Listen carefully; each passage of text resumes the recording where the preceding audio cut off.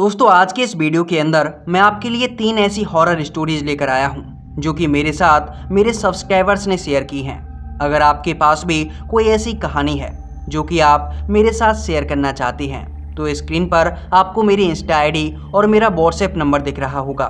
इनमें से किसी पर भी आप अपनी कहानी लिखकर या फिर रिकॉर्ड करके मुझे सेंड कर सकती हैं।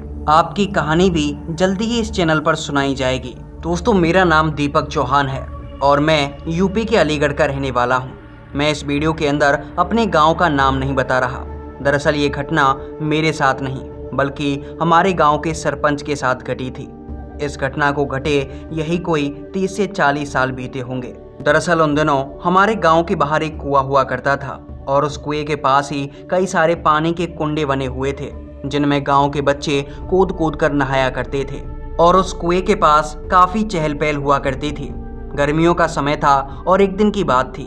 गांव के 2 लड़के उस कुएं पर नहाने के लिए गए हुए थे, लेकिन जब वो कुएं पर नहा रहे थे तो उन दोनों में आपस में किसी बात को लेकर लड़ाई झगड़ा शुरू हो गया और उनमें से एक ने एक को कुएं के अंदर धक्का दे दिया और उस कुएं के अंदर डूबने की वजह से उस लड़के की मौत हो गई। और इसके बाद जिस लड़के ने धक्का दिया था उसने शोर मचाकर गाँव वालों को वहां बुला लिया, लेकिन उसने गाँव वालों को ये नहीं बताया कि उसने ही उस लड़के को धक्का दिया था। इसके बाद गांव वालों ने उस लड़के की लाश को निकाला और लाश को निकालने के बाद उसका क्रियाक्रम किया गया।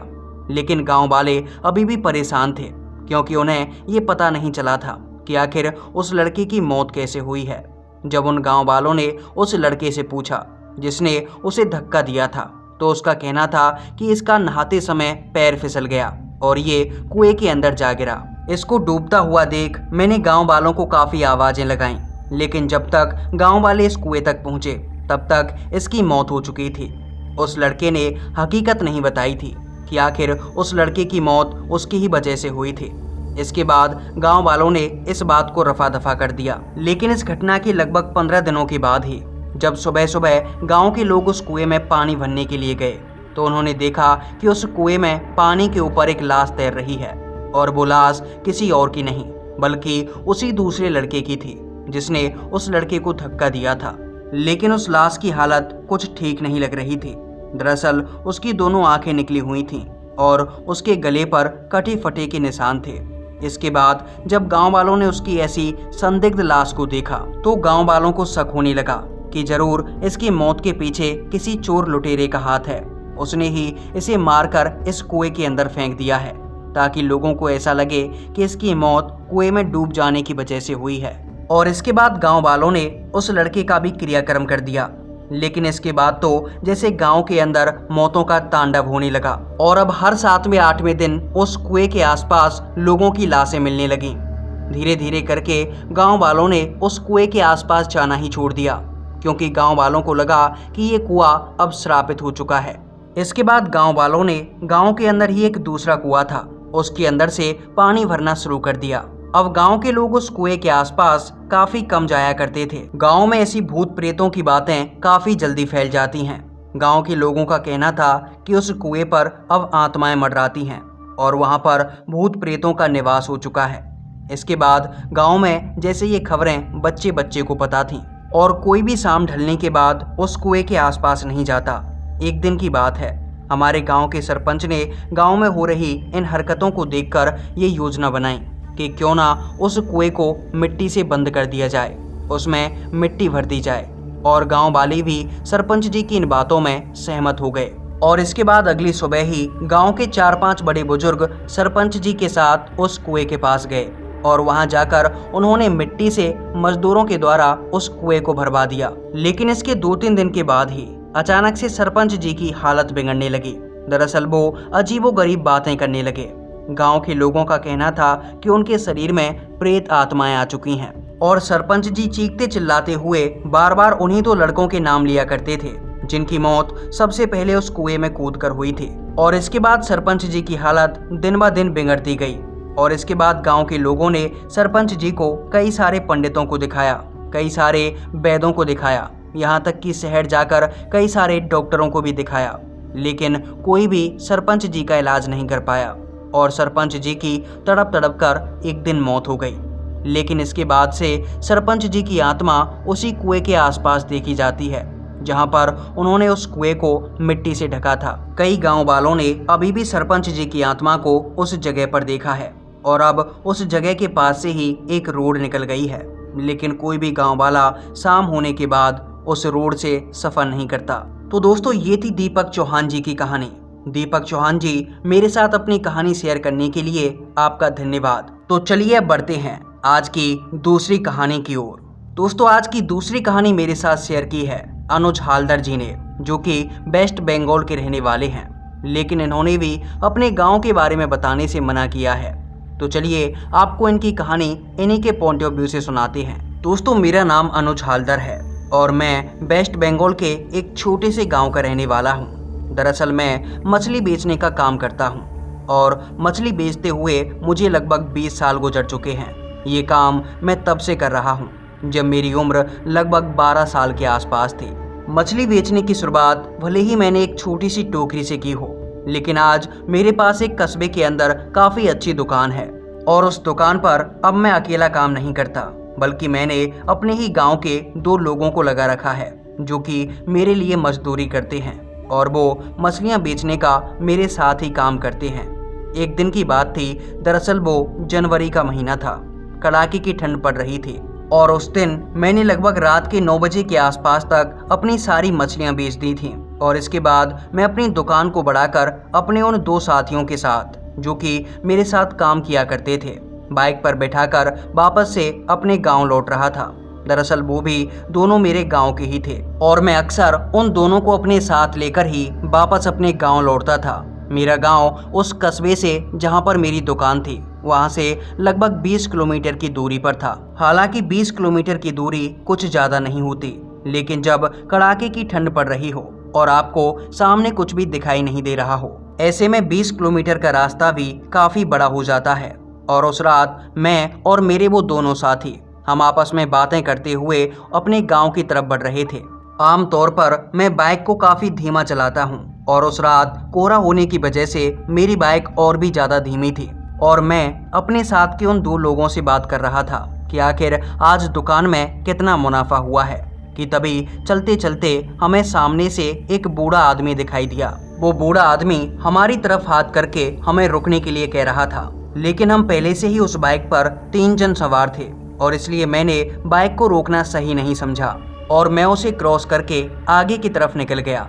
लेकिन इसके थोड़ी देर बाद ही मेरे पीछे बैठे लड़के ने मेरे कंधे पर हाथ थपथपाया और मुझे पीछे मुड़कर देखने के लिए कहा। और जब मैंने बाइक चलाते हुए ही पीछे मुड़कर देखा तो मुझे दिखाई दिया कि वो बूढ़ा आदमी हमारी बाइक की तरफ चला आ रहा है और वो काफ़ी तेज़ी से भाग रहा था। लेकिन एक हैरानी की बात ये थी कि उसके पैर धरती पर नहीं थे, बल्कि वो जैसे हवा में लटक रहा था। ये देखकर मेरा गला सूख गया और हम तीनों काफ़ी ज़्यादा डर गए थे।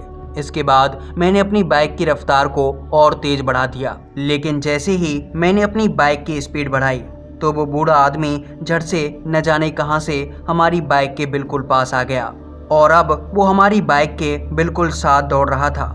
अब उसके पैर हवा में नहीं थे, बल्कि वो किसी आम इंसान की तरह ही जमीन पर भाग रहा था। लेकिन जब मैंने अपनी बाइक की स्पीड की तरफ देखा तो मेरी बाइक 60 की स्पीड पर भाग रही थी। भला कोई बूढ़ा आदमी इतनी स्पीड से कैसे भाग सकता है। इसके बाद मैंने अपनी बाइक की स्पीड को थोड़ा और तेज़ किया, लेकिन जैसे ही मैंने अपनी बाइक की स्पीड बढ़ाई तो ना जाने कहां से मेरे सामने अचानक एक बड़ा सा बकरा आ गया और उस बकरे को देखते ही मैंने अपनी बाइक की ब्रेक लगा दी। लेकिन ब्रेक लगाते ही मेरी बाइक का बैलेंस बिगड़ गया और मेरा काफ़ी भयानक एक्सीडेंट हुआ। लेकिन मुझे एक्सीडेंट के बाद भी थोड़ी देर तक होश था, लेकिन जो मेरे साथ के 2 साथी थे वो दोनों उसी समय बेहोश हो चुके थे। और उस थोड़ी देर के होश में मैंने देखा कि मैंने जिस बकरे को देखकर ब्रेक लगाई थी वो बकरा सड़क के बीचों बीच खड़ा हुआ था, जैसे उसे हमारे एक्सीडेंट से कोई फर्क ही नहीं पड़ा था। और इसके बाद वो अचानक से एक बूढ़े आदमी में बदल गया और वो बूढ़ा आदमी मेरी तरफ घूरते हुए उस जंगल में कहीं गायब हो गया। उस एक्सीडेंट में मेरा काफ़ी खून बह चुका था और इसलिए मैं भी बेहोश हो गया। इसके बाद सुबह जब मेरी आंखें खुली तो मैं अपने गांव के अंदर था। इस एक्सीडेंट के लगभग 15-20 दिनों के बाद मेरी घटना में थोड़ा सा सुधार आया था और मेरे साथ जो मेरे वो दोनों साथी थे उनकी हालत भी काफ़ी ज़्यादा नाजुक थी। दरअसल उनके सरों पर चोट लगी थी, लेकिन जब वो दोनों स्वस्थ हो गए और जब मैंने उनसे पूछा कि क्या तुमने उस बकरे को देखा था, तो उन दोनों का कहना था कि हमने उस सड़क पर किसी बकरे को नहीं देखा था, हमारे पीछे बस वो बूढ़ा सा इंसान भाग रहा था। दोस्तों, वो इंसान था या फिर कुछ और, ये तो मैं नहीं जानता, लेकिन उस रात जो मेरे साथ हुआ वो काफ़ी ज़्यादा डरा देने वाला था। दोस्तों, इस घटना के बाद भी मैं लगातार उसी रोड से आता जाता रहता हूँ, लेकिन आज तक फिर दोबारा मेरे साथ ये घटना कभी नहीं हुई। मुझे नहीं पता कि उस रात मेरे साथ क्या हुआ था। तो दोस्तों, ये थी अनुज हालदर जी की कहानी। अनुज हालदर जी, अपनी कहानी मेरे साथ शेयर करने के लिए आपका धन्यवाद। तो चलिए अब बढ़ते हैं आज की तीसरी कहानी की ओर। दोस्तों, आज की तीसरी कहानी मेरे साथ शेयर की है राजस्थान के भरतपुर जिले के रहने वाले गौरव जी ने। और गौरव जी का कहना है कि ये घटना उनकी दादी के साथ घटी थी। दरअसल इन्होंने अपनी दादी के साथ घटी 3 घटनाओं को मेरे साथ शेयर किया है, जिन्हें मैं आपको इन्हीं के पॉइंट ऑफ व्यू से सुनाना चाहता हूँ। हेलो दोस्तों, मेरा नाम गौरव है और मैं राजस्थान के भरतपुर जिले का रहने वाला हूँ। दरअसल ये घटना मेरी दादी जी के साथ हुई थी और मैंने किस्से कहानियों के तौर पर उनसे इन कहानियों को सुना है। दरअसल अब उनकी मौत हो चुकी है, लेकिन जब वो जीवित थीं तो वो मुझे कहानियाँ सुनाया करती थीं, जिनमें उन्होंने बताया कि एक बार वो अपने खेत के अंदर थीं। दरअसल उन दिनों खेतों के अंदर अनाज कई दिनों तक पड़ा रहता था। दरअसल उन दिनों फसल से अनाज और भूसे को अलग करने के लिए कटर और थ्रेसर नहीं हुआ करते थे, बल्कि उन दिनों बैलों के द्वारा ही अनाज की खुदाई की जाती थी। अनाज को पूरे दिन खूंदा जाता था। अगर सिंपल शब्दों में आपको समझाऊं तो उन दिनों फसल को खेत की जमीन के ऊपर पटक दिया जाता था और इसके बाद उसके ऊपर बैलों को चलाया जाता और बैलों के चलने की वजह से अनाज और भूसा दोनों ही अलग हो जाते। और इसी तरह से उस दिन हमारे खेत के अंदर भी वो अनाज पड़ा हुआ था और मेरी दादी उस समय खेत के अंदर रुकी हुई थी। शाम का समय हो चुका था, लेकिन अनाज को लेकर अभी घर नहीं पहुंचा गया था, इसलिए दादी उस खेत के अंदर ही अनाज की रखवाली कर रही थी ताकि कोई चोर यहाँ से अनाज को भर कर ना ले जाए। दरअसल उस दिन मेरी दादी खेत में पड़े हुए अनाज की रखवाली पर थी। खेत में बैठे बैठे रात के लगभग 11 बजे का समय हो चला था और रात होने के बाद मेरी दादी थक हार कर उसी खेत में सो गईं। लेकिन थोड़ी देर बाद ही किसी अजीबोगरीब आवाज ने उनकी आंखें खोल दी और इसके बाद जब मेरी दादी की आंखें खुली तो उन्होंने देखा कि हमारे खेत के पास ही एक लंबा चौड़ा और हट्टा कट्टा आदमी खड़ा हुआ था। उसने सफेद कुर्ते पजामे पहन रखे थे और जब दादी ने उसे देखा तो दादी को लगा कि शायद ही हमारे गांव का ही कोई आदमी है। और इसके बाद उस आदमी ने मेरी दादी को आवाज लगाई। वो आदमी मेरी दादी को अपने पास बुला रहा था और उसकी आवाज सुनकर मेरी दादी भी उसके पास जाने लगी। लेकिन जैसे जैसे मेरी दादी उसके पास गई और जब दादी उसके करीब पहुंची तो दादी ने देखा कि उस आदमी का शरीर पूरी तरह से एक हट्टे कट्टे नौजवान जैसा था, लेकिन उसका चेहरा एक बच्चे की तरह था, एक 4-5 साल के बच्चे के जैसा। और ये देखते ही मेरी दादी काफी ज्यादा घबरा गईं, क्योंकि वो ये समझ चुकी थीं कि ये कोई इंसान नहीं है बल्कि एक ओपरी बाधा है। और इसके बाद मेरी दादी वहीं पर रुक गईं और वापस पीछे आने लगी। मेरी दादी को पीछे आते देख वो आदमी हंसते हुए बोला, फूलवती, पीछे क्यों जा रही है? आजा, आगे आगे आजा, आजा। उस आदमी की आवाज को सुनकर मेरी दादी का कलेजा धक धक कर रहा था और इसके बाद मेरी दादी भागकर उस अनाज के ढेर पर जा चढ़ी और उसके ऊपर ही बैठ गईं। इसके बाद वो बुरी आत्मा यानी कि वो आदमी मेरी दादी के चारों तरफ यानी उसी अनाज के इर्द गिर्द मंडराता रहा और मेरी दादी से अनाज के ढेर से नीचे उतरने के लिए कहने लगा। लेकिन मेरी दादी अनाज के ढेर से बिल्कुल भी नीचे उतरना नहीं चाहती थी, क्योंकि उनको पता था कि भूत प्रेत और ऐसी बुरी शक्तियां अनाज के ऊपर नहीं आ सकती, क्योंकि अनाज खुद एक देवता का रूप होता है और इसे माता लक्ष्मी का प्रतीक माना जाता है। इसके बाद पूरी रात मेरी दादी उसी अनाज के ढेर के ऊपर बैठी रही थी, लेकिन उनकी हिम्मत नहीं हुई कि वो अनाज से नीचे उतर सकें। और जैसे ही सवेरा हुआ तो वो आत्मा भी वहां से गायब हो गई। इसके बाद मेरी दादी ने ये किस्सा पूरे गांव वालों को सुनाया था और फिर ये किस्सा मुझे भी सुनाया। इसके अलावा भी मेरी दादी के साथ और 2 किस्से हुए थे, जिनके बारे में मैं आपको बताता हूँ। दरअसल ये घटना उनके साथ 40 से 50 साल पहले हुई थी। दरअसल उन दिनों आटा पीसने के लिए इलेक्ट्रॉनिक चक्कियां नहीं हुआ करती थी और गांव की सभी औरतें आटा पीसने के लिए चक्की का इस्तेमाल करती थीं, जो कि पत्थर की बनी होती थी। दरअसल उस चक्की को हाथ से घुमाना पड़ता था और हाथ से घुमाने के बाद उससे आटा निकलता था और इसीलिए गांव की सभी औरतें सुबह सुबह 4 बजे के आसपास जाकर चक्की से आटा पीसा करती थीं और मेरी दादी भी हर रोज ऐसा ही किया करती थीं। लेकिन हमारे आटे की चक्की हमारे पास वाले एक कमरे में रखी होती थी, जहां पर सुबह सुबह जाकर मेरी दादी माँ को जाना पड़ता था और वहां जाकर वो उस चक्की से आटा पीसा करती और ये उनका डेली का रूटीन था। और एक दिन की बात थी, हमारे घर के पड़ोस में ही एक औरत की मौत हो गई और गांव में पहले ऐसा कहा जाता था कि अगर गांव के अंदर किसी की मौत हो जाए तो उस दिन ना तो चक्की चलाई जाती है और ना ही उस दिन चूल्हा जलाया जाता है। लेकिन उस दिन जब उस औरत की मौत हुई थी तो अगले दिन के लिए आटा नहीं था और इसलिए जब अगली सुबह मेरी दादी माँ जागी तो 4 बजे के आसपास जब वो चक्की के पास गईं और उन्होंने चक्की को चलाना शुरू किया तो वो चक्की आज काफी नरम चल रही थी, ऐसे कि मानो वो उस चक्की को चला ही ना रही हो बल्कि चक्की को कोई और ही चला रहा हो। दरअसल उस दिन वो चक्की काफी आराम से चल रही थी और इसलिए मेरी दादी माँ ने काफी सारा आटा पीस लिया, इतना कि अगले दिन आटा पीसने की कोई जरूरत ही नहीं थी। और इसीलिए जब अगले दिन सुबह के 4 बजे तो मेरी दादी माँ आटा पीसने के लिए उस घर के अंदर नहीं गईं। लेकिन तभी 4 बजे के आसपास किसी ने मेरी दादी माँ के कमरे का दरवाजा खटखटाया और उस दरवाजे से आवाज आई, फूलबती चलना, आटा पीसने के लिए चलते हैं। आज भी काफी नरम चलेगी चक्की, मैं पिसवा दूंगी अपने हाथों से।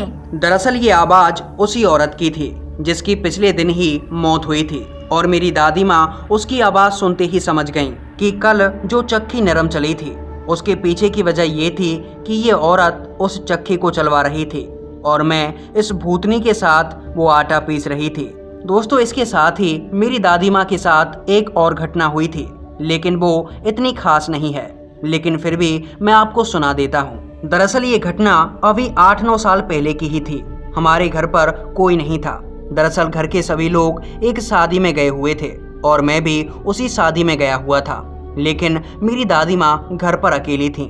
दरअसल उन्हें घर की रखवाली करने के लिए घर पर छोड़ दिया गया था और उस दिन गांव के अंदर हल्की हल्की बारिश हो रही थी और मेरी दादी बरामदे के अंदर सोई हुई थी कि तभी रात के लगभग 12-1 बजे के आसपास एक औरत मेरी दादी के पास आई और उसने मेरी दादी से कहा, फूलबती मैं सो जाऊं तुम्हारे साथ। मेरी दादी माँ भी काफी नींद में थी और इसलिए उन्होंने उस औरत को सोने के लिए कह दिया और वो औरत मेरी दादी के बगल में ही चारपाई पर सो गई। मेरी दादी बताती हैं कि वो औरत सोते सोते करहाने की आवाजें निकाल रही थी और जैसे ही लाइट आई तो अचानक से वो औरत खड़ी हुई और चारपाई से खड़ी होकर काफी तेजी से भाग गई।